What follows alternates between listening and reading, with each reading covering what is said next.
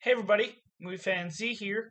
So the movie I'm going to be reviewing for you is a first time watch, and that is a movie from 1982, and that is Star Trek II: The Wrath of Khan. So in this movie, Captain Kirk has been promoted to admiral, and with the use of the USS Enterprise, he has to stop a former enemy from his past, Khan, from using the life generating Genesis weapon for a deadly use. So it has William Shatner as Kirk. You have Leonard Nimoy as Spock, and you have Ricardo Montalban as Khan. So I'm gonna be honest with you. I'm not as familiar with Star Trek as maybe a lot of other people are.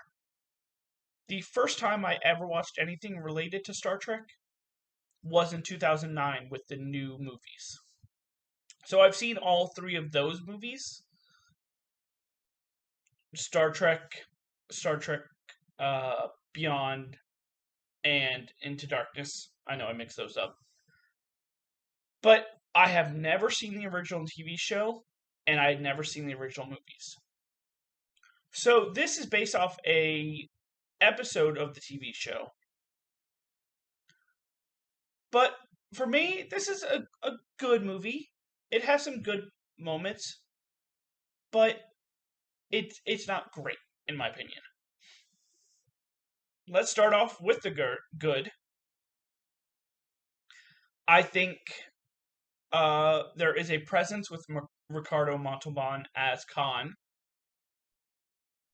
And I think the visuals are good.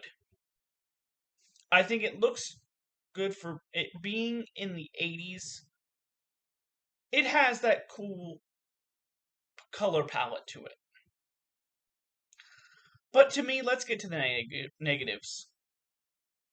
I think the biggest thing is you didn't do enough with somebody like Khan. I felt like it was very one note in a way. It's just like he wants revenge and he only has one way of doing it. I also felt like there was kind of like no character development with anybody. And not even just him. Felt like everybody was nobody really experienced any big highs or lows. It was just very straight.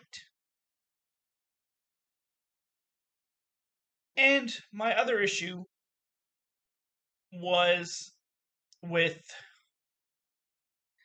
when the movie really took off.